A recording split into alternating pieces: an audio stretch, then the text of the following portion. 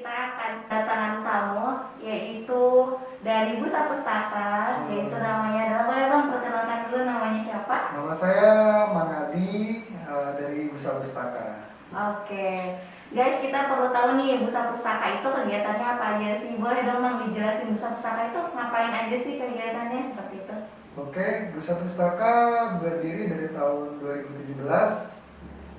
Dari 2017 sampai 2019 dan awal 2020 sebelum pandemi, Busa Pustaka itu merupakan perpustakaan keliling sampai sekarang. Tapi memang pada saat sebelum pandemi stay di Taman Gajah, Kota Bandar Lampung. Jadi giat yang diisi bukan hanya dengan tentang membaca buku, tapi juga tentang bagaimana anak-anak mendapatkan edukasi, mereka juga mewarnai gratis, kita juga ada pasti inspirasi yang mengundang berbagai tokoh. Lalu di tahun 2020 awal pada saat pandemi, Busa Pustaka menghindari membuka giat di tempat umum untuk menghindari penyebaran virus juga, dan saat ini lebih fokus berkeliling kampung serta juga membuka sekolah rakyat Busa Pustaka. Sekolah rakyat Busa Pustaka di Kedaung Pemilik, tempat pendampingan belajar anak juga, serta memfasilitasi biaya pendidikan seluruh anak, termasuk kuota pendidikan. Wah, banyak banget ya Bang kegiatannya. Kalau misalnya tujuan atau sasaran dari Busa Pustaka ini berarti langsung terjun ke anak-anak ya?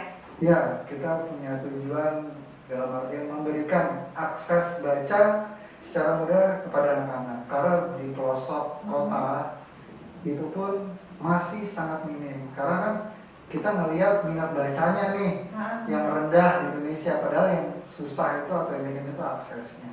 Oke, keren banget tujuan sasaran dari Busa Pustaka, guys. Nah, ngomongin untuk as membaca itu kan lekat banget dengan kata literasi nih, Mang. Nah, untuk literasi sendiri itu kan pasti kita identik dengan buku-buku nih. Nah, untuk menurut Mang Adi sendiri, pengertian dari literasi itu gimana sih dan seberapa penting?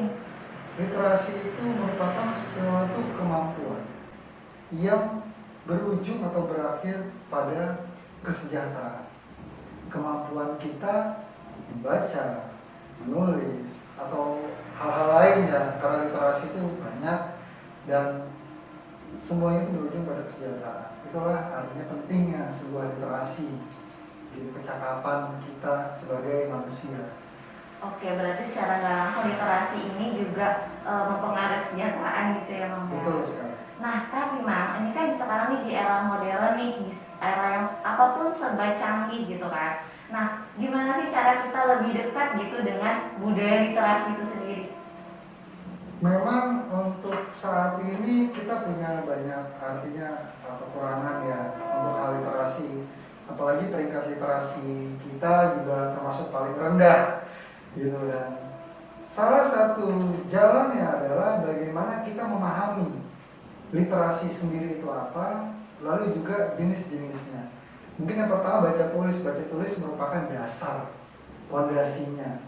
Kemudian di era milenial ini, era digital ini, literasi digital dikembangkan. Bagaimana kita membutuhkan sebuah literasi yang sebuah kecakapan kita dalam, kita contohnya adalah sosmed ya zaman sekarang ini. Itu kemampuan sampai akhirnya juga kita bisa memilah mana yang merupakan itu hal yang sebenarnya atau itu hanya sekedar hoax. Karena apalagi di masyarakat saat ini banyak hal-hal artinya seperti kemunduran terjadi karena salah satunya adalah masyarakat tidak bisa memilah gitu. Oke, berarti pondasinya dulu ini baca tulis, terus masyarakatnya harus memilah mana sih sebenarnya yang harus diutamakan gitu ya, Mang ya. Nah, tapi kita ngomongin sosial media nih. Untuk sosial media nih, kan kita sering baca-baca informasi, apalagi di zaman sekarang informasi bisa dalam hitungan detik langsung tersebar di mana-mana. Nah, untuk baca informasi di sosial media sendiri itu dimaksud literasi atau bukan ya, Mang? Masuk, jadi literasi digital yang mungkin ya lebih ya, dan sebenarnya lewat sosial media juga bisa juga masuk ke jenis literasi yang lain seperti literasi misalnya finansial, apabila di sebuah sosmed itu dia membahas khusus tentang finansial gitu. Dan banyak lagi lain sebagainya. Memang sosmed ini ya kita tadi ya ngomongin tentang seperti anak-anak juga zaman sekarang bermain gadgetnya juga, kita nggak bisa melawan kemajuan zaman, kemajuan teknologi, perkembangan teknologi. Tapi kita bisa membuat sebuah kesadaran bagaimana baik atau buruknya. Kalau untuk anak-anak jelas kita pendampingan, edukasi. Tapi kalau untuk yang sudah dewasa, gitu, bagaimana memilah sebuah informasi, misalnya dari WhatsApp-nya ada info, broadcastnya juga itu juga harus dipilah. Mengapa? Karena banyak hal-hal akhirnya berujung pada perpecahan pada saat kita harusnya justru misalnya pandemi ini bahu membahu. Contohnya adalah tentang vaksinasi nih sebagai contoh. Vaksinasi kalau divaksin bisa meninggal. Padahal langkah mengantisipasi itu adalah kejujuran kita pada saat screening, kita pada saat akan divaksin. Gitu. Kejujuran kita dari riwayat penyakit apa nih? Kita ada kelemahan apa nih? Kita jelaskan dengan jujur.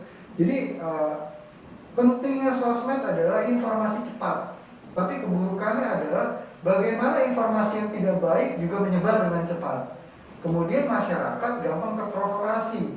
Dia tidak artinya bukannya tidak mampu memilah, tapi budaya literasinya jadi hanya sekilas terpancing gitu. Gitu sih begitu. Oh, berarti bisa saya tarik kesimpulan kalau misalnya kita baca informasi di sosial media itu teman-teman itu juga sama dengan literasi, tapi balik lagi kita harus memikirkan dampak baik atau buruknya itu pembaca, baik atau buruknya apa yang kita baca gitu ya Bang ya. Ngomongin budaya literasi di Provinsi Lampung sendiri deh, nggak usah jauh-jauh gitu ya. Itu menurut Mang Adi nih budaya literasinya itu sudah bagaimana sih? Sudah baikkah atau memang masih terpaut jauh daripada wilayah-wilayah yang lain atau bagaimana Mang? Data terakhir literasi di Provinsi Lampung itu 2 terendah setelah Papua. Jadi Papua terendah, kita ada di atasnya. Kita di atas, tapi kita di atas dari terendah. Itu luar biasa sekali. Makanya kalau untuk saat ini Busa Pustaka fokus dengan kita gerakan buku sampai pelosok. Busa Pustaka memang lebih ke saya sendiri dengan beberapa volunteer membantu beberapa kali, tapi tidak dalam artian dengan rutin karena juga saya memahami kesibukan setiap orang gitu. Dan saya wajib gerak itu mendistribusikan buku setiap saya gerak minimal 200 buku. Setiap anak dapat. Gitu. Bagaimana? Apa sih sebenarnya tujuannya? Agar meningkat. Kalau ada yang bilang minat bacanya rendah enggak? Kita bisa membawa contoh setiap saya membawa buku. Itu anak-anak langsung yang tertarik. Excited ya? Nah betul. Saat ini berarti kendalanya adalah bagaimana tugas sebenarnya dari yang mengemban tugas ini perpustakaan daerah sebenarnya itu benar-benar menggerakkan armadanya. Perpustakaan daerah punya mobil keliling. Sebenarnya itu harusnya sudah menjangkau seluruh pelosok.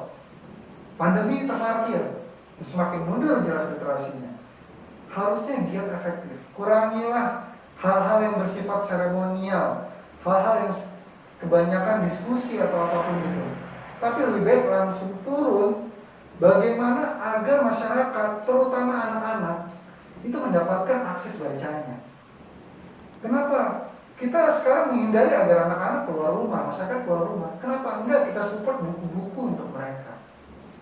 Daripada kendaraan itu rusak terparkir, menurut saya lebih baik rusak pada saat menempuh perjalanan menuju pelosok mengantarkan buku-buku. Gitu. Memang alhamdulillahnya lagi banyak pegiat-pegiat literasi yang bergerak untuk mendukung bagaimana anak-anak mendapatkan atau masyarakat yang mendapatkan akses membaca. Oke, nah Sobat Game dan pelajar di rumah, bisa kita lihat dari gambaran Mang Adi tadi seberapa pentingnya literasi yang harus dikembangkan terutama di wilayah Provinsi Lampung sendiri.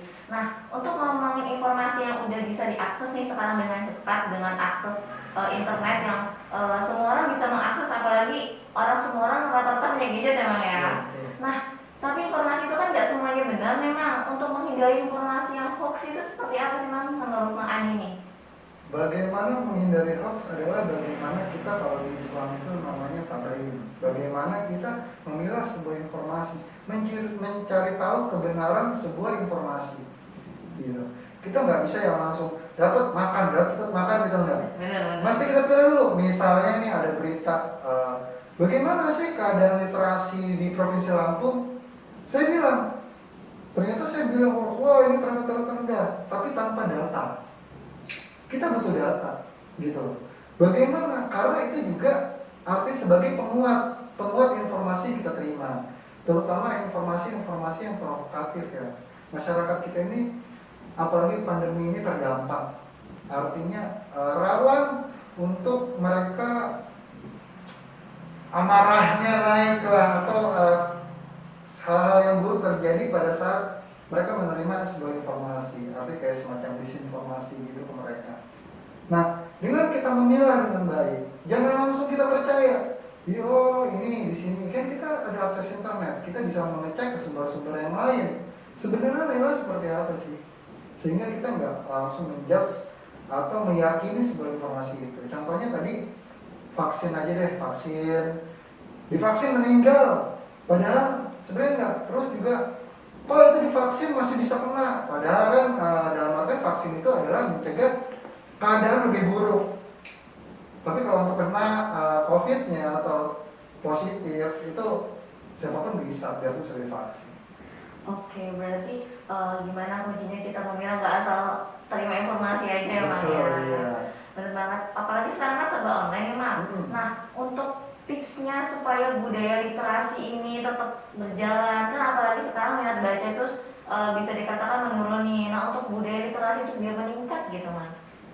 Fasilitasi untuk masyarakat daerah, khususnya anak-anak ya, itu dalam mendapatkan akses membaca dengan mudah.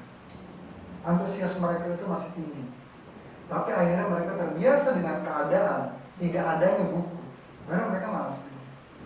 Kalau untuk masalah semangat semua, gitu.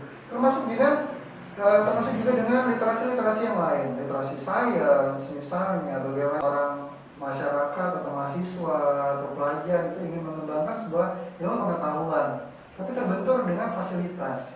Begitu juga dengan literasi digital, bagaimana kita bisa menggunakan sosmed, artinya bijak bersosmed dengan baik. Seperti misalnya kayak podcast misalnya, ini kan merupakan sarana yang baik gitu. Bagaimana memberi informasi ke masyarakat tentang suatu hal yang positif. Oke, berarti bisa kita tarik kesimpulan dari perbincangan kita dari tadi ini sama Mang Adi bahwa kalau misalnya literasi itu memang sangat dibutuhkan ya, apalagi di kalangan anak-anak. Nah, maka dari itu kita tuh butuh banget teman-teman support atau dorongan dari pihak-pihak lain tentunya. Karena kalau misalnya kita sendiri aja itu nggak akan bisa mencapai sesuatu yang diharapkan yang lebih tinggi ya Bang ya. Dan apalagi kalau misalnya nih sekarang yang era modern, kita apa-apa serba digital, nah kita juga perlu nih memilah informasi yang lebih tepat. Nah Mang, untuk ngomong-ngomong soal literasi, kira-kira nih menurut Mang Adi, titik-titik mana sih yang sekiranya itu butuh dorongan gitu dari masyarakat di luar sana untuk butuh pusat perhatian kalau misalnya literasi di daerah tersebut itu tuh perlu dorongan gitu dari kita semua. Oke, untuk masalah titik-titiknya itu merata ya sebenarnya. Kita nggak usah ngomongin kabupaten, kota Bandar Lampung, tempat saya mendirikan sekolah rakyat Pusat Pustaka, itu di Kedaung, Kemiling. Oh ya. Itu sampai detik ini tidak ada selain Pusat Pustaka yang masuk sana untuk memberikan akses baca, pendampingan belajar. Bagaimana akhirnya saya memang awalnya ke sana hanya saling buku, karena pandemi ini saya juga kebingungan, nggak mungkin berrapat di tengah taman gajah, apalagi siapapun bisa jadi carrier, dan saya juga nggak mau menyakiti anak-anak.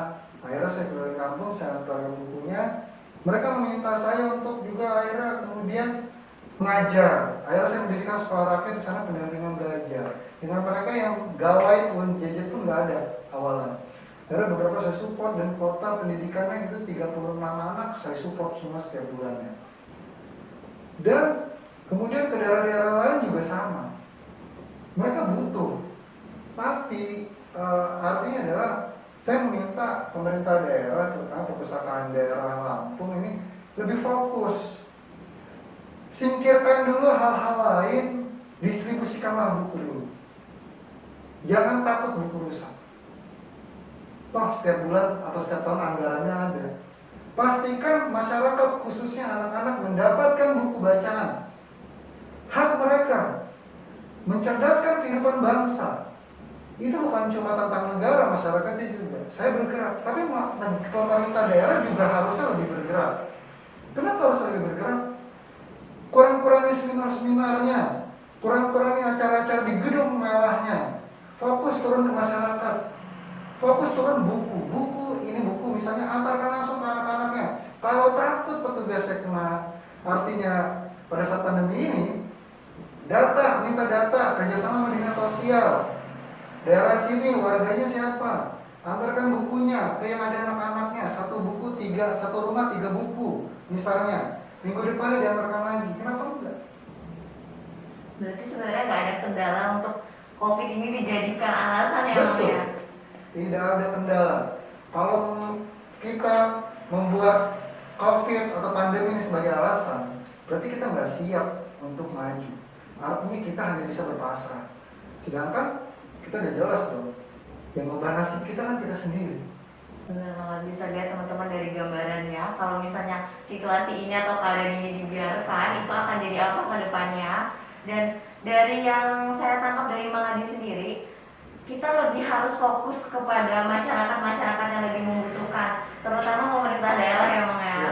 Oke Sobat Genbi dan pelajar seluruh Indonesia, khususnya di Provinsi Lampung, kita udah bincang-bincang dan diskusi nih sama Mang Adi dari Busa Pustaka. Oh ya Mang, Busa Pustaka sendiri nih, boleh dong disebutin akun sosial medianya dan lain-lain biar teman-teman di rumah ini bisa kepoin ataupun minimal mereka bisa, wah kayaknya seru nih gitu. Busa Pustaka bisa dilihat di Instagramnya @busapustaka itu. Jadi memang ada beberapa juga teman-teman dari mahasiswa juga itu bisa menghubungi via DM untuk misalnya mau ada diskusi atau ingin ikut terjun dalam giat Busa Pustaka. Busa Pustaka bergerak kalau untuk dari hari Senin sampai Sabtu itu di sore dan malam hari, dan untuk khusus hari Minggu dari pagi sampai sore keliling Kota Bandar Lampung. Nah teman-teman, kita udah dikasih tahu cara untuk menghubungi langsung dari Busa Pustaka itu sendiri. Nah, oh ya Mang, kita punya jargon nih. Untuk jargon Genbi, kita jargon dulu ya Mang ya. Oke teman-teman, kita jargon dulu. Genbi, energi untuk negeri. Terima